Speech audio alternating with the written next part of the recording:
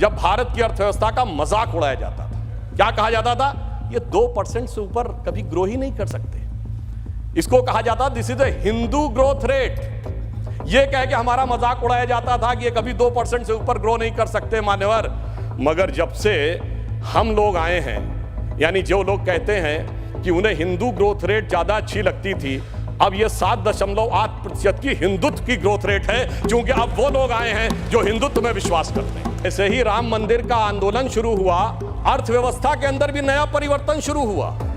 90 से 92 का ही दौर है अर्थव्यवस्था में भी बदलाव का, भारत की अर्थव्यवस्था के खुलने का, भारत की राजनीति की व्यवस्था के भी बदलने का। और यही वो दौर है जिस समय विवादित ढांचा भी गिरा और नेहरूवियन मॉडल भी समाप्त हुआ। माननीय सभापति महोदय, आज हम देश के आर्थिक विषय के ऊपर विचार करने के लिए इस सदन में एकत्र हैं और मैं आशा करता हूं कि अर्थ के इस विषय के ऊपर सार्थक चर्चा से कोई सार्थक निष्कर्ष हम निकालने में सफल होंगे और व्यर्थ की बातों से बचने का प्रयास करेंगे।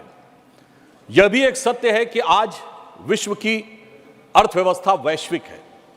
आज कोविड के समाप्त होने के बाद और विश्व के कुछ हिस्सों में युद्ध के कारण वैश्विक अर्थव्यवस्था की जो स्थिति है, चूंकि आज स्वाभाविक रूप से कोई देश ये नहीं कह सकता कि हमारे ऊपर कोई प्रभाव नहीं पड़ता, कुछ भी दुनिया में होता रहे। मेरे विचार से उस संदर्भ में हम भारत की अर्थव्यवस्था के बारे में विचार करेंगे तो हमें अधिक बेहतर और सार्थक पक्ष नजर आएगा। मैं अपने सम्मानित सदस्यों का ध्यान आकर्षित करना चाहता हूं कि इस समय जो ग्रोथ रेट अवेलेबल है, जिसका सोर्स है IMF वर्ल्ड इकोनॉमिक फोरम अक्टूबर 2013। मैं छोटे मोटे देशों की बात नहीं कर रहा हूं, सामान्य देशों की बात नहीं कर रहा हूं। अमेरिका की 1.5 है %, European union 1.2, Germany 0.9, France 1.3, Italy 1.7, Spain 1.7, Japan 1, England 0.6, Canada 1.6 और अदर एडवांस कंट्रीज 2.2 और इसमें भारत 6.3। अब ये अक्टूबर 2023 का है और इतना ही नहीं मान्यवर, चुनौतियां कितनी बड़ी हैं इससे समझना चाहिए कि अमेरिका में सिलिकॉन वैली बैंक और सिग्नेचर बैंक, दो बड़े बैंक डिफॉल्टर हो गए। चाइना में वहां की सबसे बड़ी रियल एस्टेट कंपनी एवरग्रांड डिफॉल्टर हो गई। यह सामान्य बात नहीं है। दुनिया के दो बड़े देशों में इतनी बड़ी आर्थिक चुनौतियां हैं और उनके बीच में से मैं विनम्रता से पूछना चाहता हूं, हमारे यहां क्या कोई ऐसी स्थिति का आपको कोई उदाहरण मिला है? यह दर्शाता है कि इन विपरीत परिस्थितियों में हम किस प्रकार से आगे जा रहे हैं। अभी माननीय डेरेक ओब्रायन जी ने जो बात कही थी मनरेगा के संदर्भ में, तो मैं ये भी जरूर स्मरण कराना चाहता हूं कि भारत सरकार ने जो जो जानकारियां मांगी थी वो भी किस रूप में पश्चिम बंगाल की सरकार ने दी है, वो भी सामने आ जाता तो और भी बेहतर था। अब मैं ये बताना चाहता हूं कि भारत के बारे में जब अगर IMF ने कहा है कि इंडिया की प्रोजेक्टेड ग्रोथ रेट 11.5% होगी, चाइना की 8% हो सकती है, यूएस की 5.1, ये वर्ल्ड इकोनॉमी को लीड करेंगे। अर्थात अब हम वर्ल्ड इकोनॉमी के लीडर के रूप में उभर कर सामने आते जा रहे हैं। और ये क्यों हुआ है? ये इसलिए हुआ है कि माननीय प्रधानमंत्री श्री नरेंद्र मोदी जी ने पिछले 9 वर्षों में जिस प्रकार की व्यवस्थित नीतियां बनाई हैं। मुझे स्मरण है कि जब जनधन अकाउंट खोलने की बात आई थी तो उस समय बहुत से अधिकारी वर्ग और व्यवस्था का वर्ग ये मानने को तैयार ही नहीं था कि इतने जनधन अकाउंट खोले जा सकते हैं।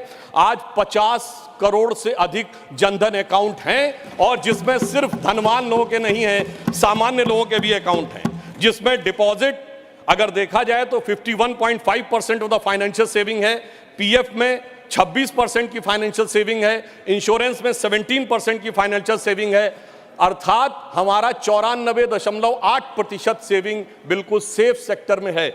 इस बात पे मुझे याद आता है मान्यवर, 2013 में मैं अमेरिका के दौरे पे गया था। तत्कालीन भाजपा के राष्ट्रीय अध्यक्ष और वर्तमान रक्षा मंत्री राजनाथ सिंह जी के नेतृत्व में एक प्रतिनिधिमंडल में भारत को लेकर एक बड़ा ग्लूमी एटमॉस्फेयर था।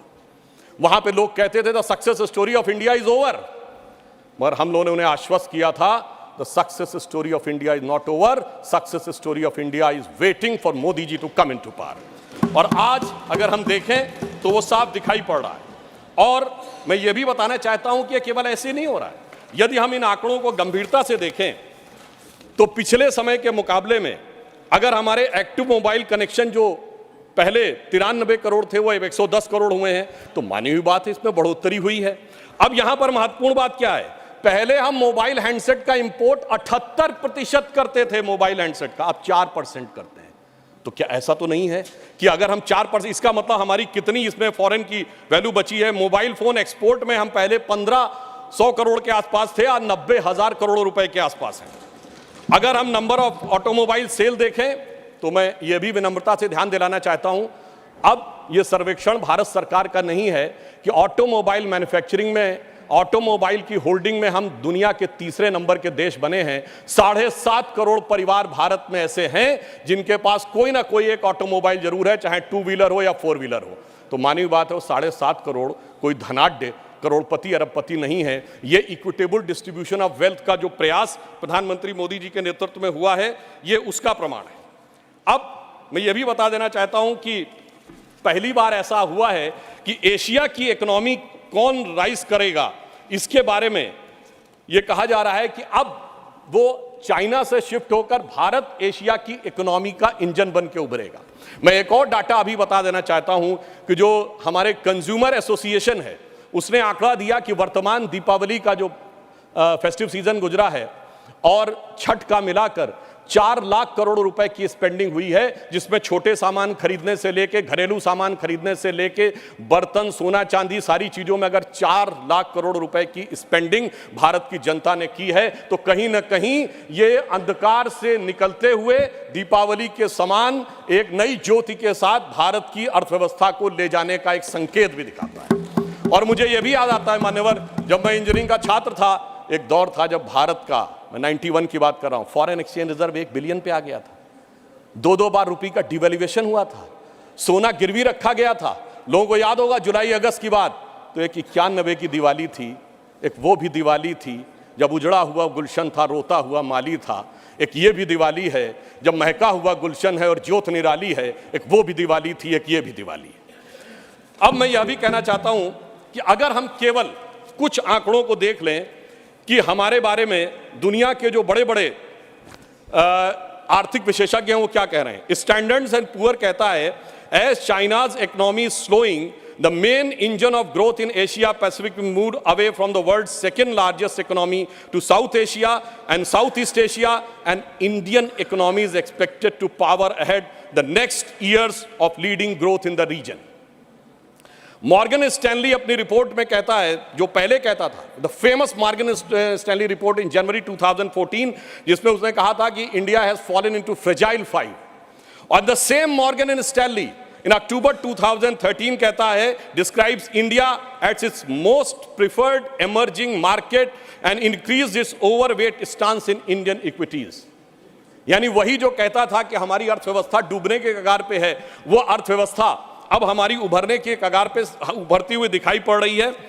Global economy is getting weaker and there are only a few bright spots such as US and India, says chief economist of the world bank. A working paper released in April 2023 says, stacking up the benefits lessons from the Indian digital journey। इसका मुख्य कारण उन्होंने बताया है कि प्रधानमंत्री श्री मोदी जी के नेतृत्व में जो डिजिटल ट्रांसफॉर्मेशन हुआ है उसने भारत को एक नए स्वरूप में पहुंचाया है, और इसीलिए यह कहा है आईएमएफ ने कि इंडिया एक फास्टेस्ट ग्रोइंग इकोनॉमी के रूप में आगे बढ़ रहा है। और यह केवल ऐसे ही नहीं हुआ है। अगर आपने देखा कि लास्ट मंथ में फिच ने अपनी रेटिंग भारत की एक्सपेक्टेड ग्रोथ रेट 5.5 से बढ़ाकर 6.2 कर दी और चाइना की 5.2 से घटाकर 4.5 कर दी। इसीलिए मैं सिर्फ मेजर इकोनॉमी से कंपैरिजन कर रहा हूं। यह दर्शाता है कि दुनिया किस हालात में है और मोदी जी के नेतृत्व में हम किस हालात में हैं, इसे समझने की जरूरत है। और यह क्यों हुआ? क्योंकि हमारी वित्तीय नीतियां बहुत सार्थक और व्यवस्थित ढंग से आगे बढ़ी। सबसे ज्यादा इंफ्रास्ट्रक्चर अगर आप देखेंगे बजट में तो इंफ्रास्ट्रक्चर में हुआ। रेल, रोड, पोर्ट्स बने। गरीब कल्याण के लिए चाहे 80 करोड़ लोगों को कोविड के दौरान धन देने की जरूरत नहीं, मैंने कहा अनाज देने की जरूरत पड़ी। कई बार लोग प्रश्न करते हैं इसकी क्या जरूरत थी। मान्यवर, जब सप्लाई चेन्स खत्म हो गई थी, अगर आप किसी को पैसा दे देते तो वो चीज की व्यवस्था करता कहां से, इसलिए वो अनाज पहुंचाने की व्यवस्था थी। और अगर हम परचेजिंग मैनेजर इंडेक्स की बात करें तो अक्टूबर में 58.4 हुआ है, जो कि सर्विस सेक्टर में अगर हम देखें तो स्ट्रॉन्गेस्ट आउटपुट है पिछले 13 वर्षों में। मैन्युफैक्चरिंग सेक्टर में 28 कंसेक्यूटिव मंथ में वो बढ़ता हुआ 50.5 है अक्टूबर 2023 में, और डोमेस्टिक एयर ट्रैफिक में 11% की बढ़ोतरी हुई है अक्टूबर 2023 में। अब मैं अपने विपक्ष के सम्मानित सदस्यों के संज्ञान में लाना चाहता हूं, अगर एयर ट्रैफिक में बढ़ोतरी हो रही है तो मानी हुई बात है अर्थव्यवस्था में कुछ ना कुछ सुधार दिखाई पड़ रहा होगा, इसी कारण से यह दिखाई पड़ रहा है। सितंबर 2023 में जो इंडस्ट्रियल प्रोडक्शन है वो 5.8% की ग्रोथ के साथ लगातार ग्रोथ कर रहा है, जो अगस्त के अनुसार, अगस्त की तुलना से अगर पूरे देखें तो विगत 14 महीनों में सबसे अधिक है। अब अगर ओवरऑल एक्सपोर्ट देखें तो अक्टूबर में 9.43% ईयर ऑन ईयर बेसिस के ऊपर बढ़ा हुआ है, जो $62.26 बिलियन के आसपास पहुंचा है। सर्विसेज ट्रेड सरप्लस एक्सपोर्ट में हम 22% की वृद्धि करते हुए दिखाई पड़ रहे हैं, अक्टूबर 2023 का डाटा है। परंतु हम आए किस चुनौती से, यह भी ध्यान रखना चाहिए। बैंकिंग सेक्टर में एक बहुत बड़ी चुनौती थी, वो चुनौती ये थी कि उस जमाने में जितने नॉन परफॉर्मिंग एसेट्स थे, बैंकों को जो लोन दिए गए थे, वो हमारे लिए एक बहुत बड़ी चुनौती थी, और एनपीए 2014-15 के टाइम में बहुत तेज गति से आगे बढ़ रहा था। अब आईएमएफ प्रोजेक्ट करता है कि इंडिया की ग्रोथ भी आगे बढ़ रही है, हमारा बैंकिंग सेक्टर काफी बेहतर तरीके से आगे बढ़ता हुआ दिखाई पड़ रहा। मैं इस संदर्भ में एक कोट करना चाहता हूं, मान्यवर, ये मैं नहीं कह रहा हूं, पिछली सरकार, बाद में हमारी सरकार में भी रहे, 2018 में अपने एक साक्षात्कार में रघुराम राजन जी ने कहा था, non performing assets bomb on Modi one regime, even though the Rajan said that the lending banks of 2006 to 8 was the origin of the bad loans which was in the UPA government. ये रघुराम राजन जी ने कहा कि 2006 से 8 के बीच में जो bad loans दिए गए, उसके लिए भले ही आज, और ये नवंबर 2018 को उन्होंने एक साक्षात्कार दिया है, उसमें आया है। इसलिए हमने आज स्थिति यह की कि जन जन तक उस धन को पहुंचाया, उसको सुरक्षित किया और जन कल्याणकारी कार्यों में उसको स्थापित करने का प्रयास किया। और आज आप देखिए, पब्लिक सेक्टर बैंक्स ने 1 लाख करोड़ रुपए का रिकॉर्ड प्रॉफिट अर्जित किया है फाइनेंशियल ईयर 2022 और 23 में। यानी कहां वो बैड लोन्स में दबे जा रहे थे और कहां वो रिकॉर्ड प्रॉफिट करते हुए नजर आ रहे हैं।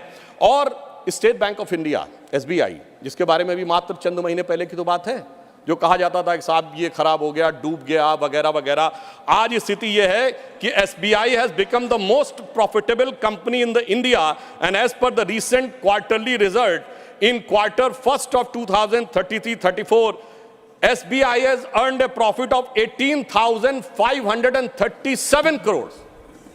यानी ये जो है प्राइवेट और सरकारी दोनों के हिसाब से ये सबसे अधिक आया है। और कहां हम कर्ज के अंधेरे में डूबे थे, और आज मोदी जी ने उसे कर्ज के अंधेरे से निकालकर बैंकिंग व्यवस्था को जन कल्याण के सवेरे तक लाने में सफलता हासिल की है। और अगर हम पिछले समय में देखें तो ट्विन बैलेंस शीट जो बैंक्स एडॉप्ट करते थे, वो अपने आप में एक समस्या थी, परंतु वित्त मंत्री जी के नेतृत्व में जिस प्रकार के प्रावधानों में परिवर्तन किया गया, उस कारण से अब ये ट्विन बैलेंस शीट एक नए समाधान के रूप में आगे बढ़ रही है। आज अगर देखा जाए तो हम 2 लाख करोड़ रुपए के वर्थ के इलेक्ट्रॉनिक मैन्युफैक्चरर एक्सपोर्ट कर रहे हैं।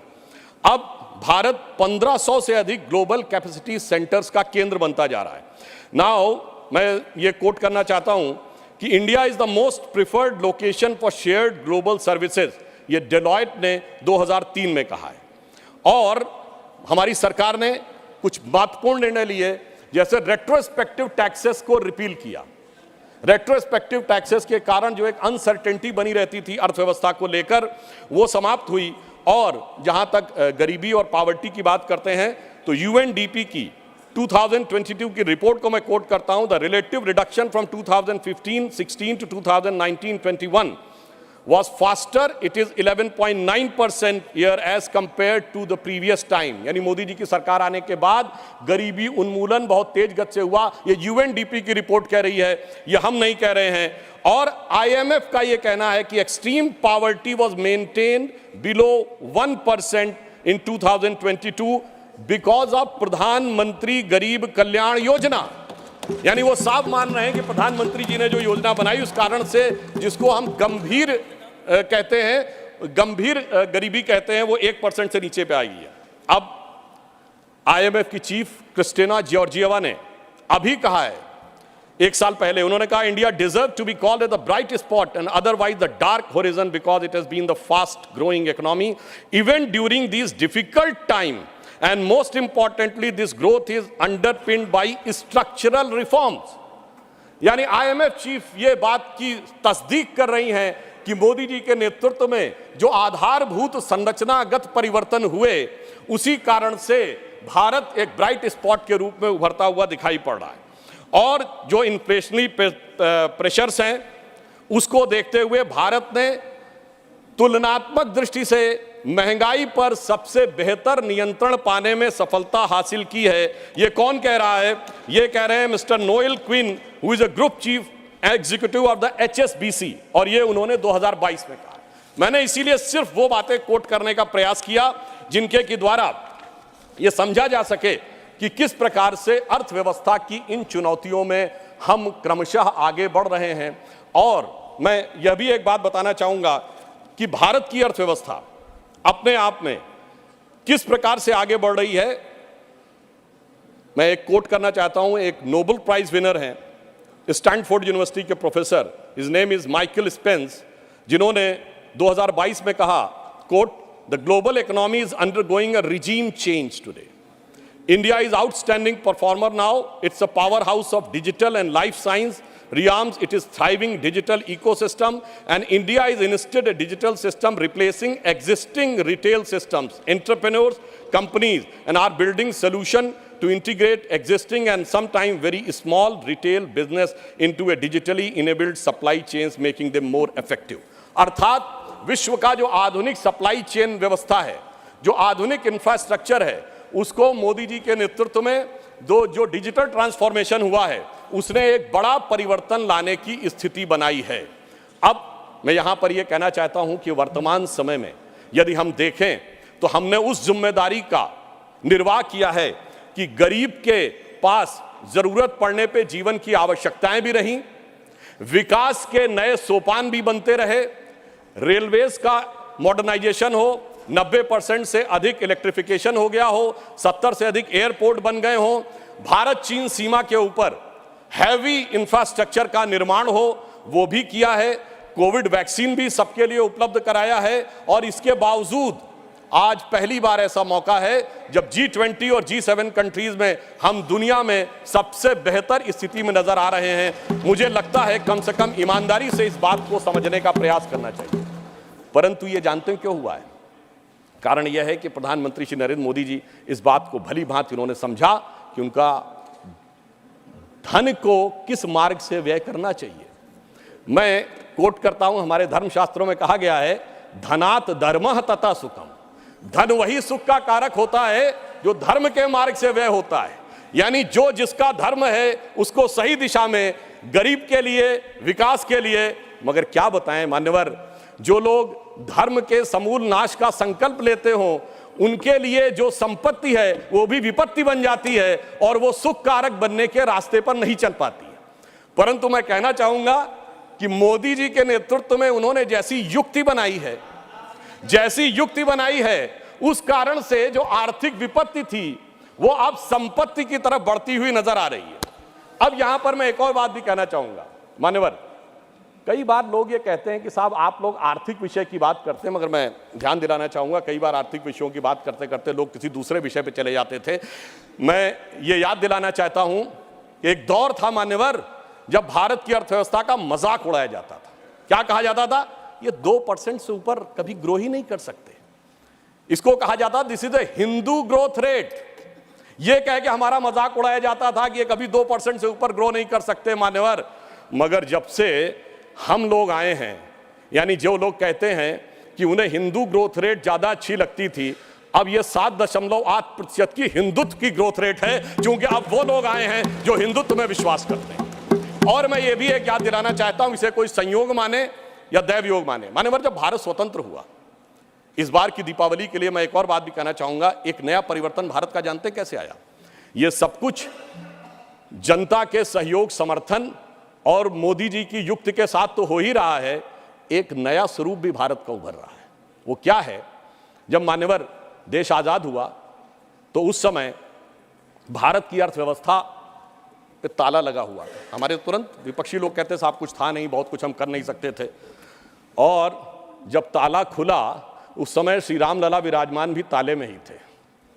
जैसे ही राम मंदिर का आंदोलन शुरू हुआ, अर्थव्यवस्था के अंदर भी नया परिवर्तन शुरू हुआ। 90 से 92 का ही दौर है अर्थव्यवस्था में भी बदलाव का, भारत की अर्थव्यवस्था के खुलने का, भारत की राजनीति की व्यवस्था के भी बदलने का। और यही वो दौर है जिस समय विवादित ढांचा भी गिरा और नेहरूवियन मॉडल भी समाप्त हुआ। यानी अगर आप देखें तो वो दौर था जब फॉरेन एक्सचेंज रिजर्व भी 1 बिलियन पे था। परंतु मैं ये याद दिलाना चाहता हूं, कुछ लोग लगेगा ये तुलना है क्या, तो मैं ये भी याद दिलाना चाहता हूं, उसके बाद एक बड़ा दौर आया जब 2003-4 में, आप याद करिए, हम करंट अकाउंट सरप्लस कंट्री बने। 2003-4 के चौथे क्वार्टर में हम सबसे तेजी से बढ़ने वाली अर्थव्यवस्था हुई और इंडिया सक्सेस स्टोरी 2003-4 में कही जाने लगी। यही वो दौर था जब खुदाई हुई और 70 खंबे निकले थे, जहां से साबित हो गया था कि श्री राम लला विराजमान के पास ही वो मंदिर है। अब आप आइए साहब, उसके बाद 2019 में जब जजमेंट आया तो तब 1 बिलियन था, जब खंबे निकले तो फॉरेन एक्सचेंज रिजर्व 100 बिलियन था, अब मोदी जी के नेतृत्व में 500 बिलियन पहुंच गया। और इतना ही नहीं मान्यवर, अब जब राम मंदिर बनने जा रहा है तो हम 5वीं बड़ी अर्थव्यवस्था है, चौथे बड़े स्टॉक एक्सचेंज है, तीसरे बड़े ऑटोमोबाइल मैन्युफैक्चरर हैं, दूसरे बड़े मोबाइल के मैन्युफैक्चरर हैं, इंफ्रास्ट्रक्चर में इन्वेस्ट करने वाले हम नंबर 1 के देश हैं और चांद के छूते कोने को छूने वाले देश भी बन गए हैं। और अब अगर आप देखें तो हम G20 में सबसे ऊपर बढ़ते चले जा रहे हैं। ये कह के मैं सिर्फ ये बताना चाहता हूं, कुछ ऐसे संयोग होते हैं जिनको देखने के लिए एक अलग दृष्टि चाहिए, जिसके लिए रामचरितमानस में एक चौपाई है कि सुमति कुमति सबके उड़ रही, यानी अच्छी मति और बुरी मति सबके मन में रहती है। नाथ पुराण निगम यह कहीं, ये पुराण और उपनिषद ये बताते हैं। और जहां सुमति तहां संपत्ति नाना, जहां कुमति तहां विपत्ति निधाना। तो इसलिए जो जो हम धनात धर्मात तथा सुखम की दृष्टि के साथ संपत्ति बढ़ते गए, वहां इस देश में संपत्ति आती गई। On the lighter note and on the serious note मैं ये भी कहना चाहूंगा, हम सब चाहते हैं कि भारत वर्ल्ड की नंबर 1 की इकोनॉमी बने और मां लक्ष्मी की कृपा इस देश पे बनी रहे, पर मां लक्ष्मी भी कमल पर ही विराजती हैं। और मैं अंत में ये कहना चाहता हूं कि इस बात को भली भांति समझ लीजिए, आप जितने आरोप प्रत्यारोप मोदी जी के ऊपर लगाते हैं, आप देखिए पूरी दुनिया में एक सुनामी आई हुई है। चाइना, अमेरिका जैसे देश जूझ रहे हैं। ब्रिटेन में यह कहा जाता है कि जब जाड़े का मौसम आ गया है कि they have hardly money either to heat or to eat, यानी या तो खा लो या बिजली का बिल पेमेंट कर लो। उस दौर में, मैं अगल बगल वालों की बात नहीं कर रहा हूं कि श्रीलंका और पाकिस्तान में क्या हो गया।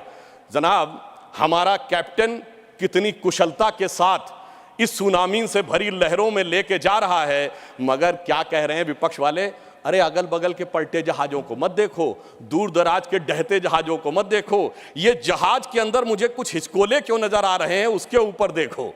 तो मैं उनके लिए कहना चाहूंगा अपनी सरकार की तरफ से, और देखिए ये भी एक संयोग है, जब मैंने राम मंदिर की बात कही, संयोग से इस समय हमारी वित्त मंत्री जी के नाम में भी सीता भी है, रमण भी है और निर्मल भी है, यानी नई दिशा में आगे बढ़ रहे हैं। तो हम मोदी जी की तरफ से आपको एक लाइन कहना चाहेंगे अर्थव्यवस्था पे, जो आप लोग कहते हैं कि हमें इल्ज़ाम मत दीजिए, बहुत अफसोस होता है। हमें इल्ज़ाम मत दीजिए, बहुत अफसोस होता है। बड़ी तरकीब से कश्ती यहाँ तक लेके आए हैं, बदल देते हैं हम दरिया की लहरें अपनी हिम्मत से, आंधियों में भी अक्सर चिराग हमने जलाए। और फिर मैं एक बिंदु और कहकर, एक पंक्ति और कह के बात को समाप्त करता हूं। G20 में जो लोगों ने देखा उससे बहुत साफ दिखाई पड़ रहा है कि अब हमारे साथी समझ पाए न समझ पाए, भारत की जनता उसे समझ रही है और वो उत्तरोत्तर उस दिशा में आगे आ रही है जो नए भारत का स्वप्न मोदी जी के नेतृत्व में साकार होता दिख रहा है। तो मैं ये कहता हूं कि स्वप्न देखा था कभी, वो आज हर धड़कन में है। हम अर्थव्यवस्था के जो स्वरूप में जा रहे हैं, स्वप्न देखा था कभी वो आज हर धड़कन में है, एक नया भारत बनाने का इरादा मन में है और बढ़ रहे हैं हम प्रगति की ओर उस रफ्तार से, कर रहा है विश्व भी हमको नमन उस पार से। धन्यवाद।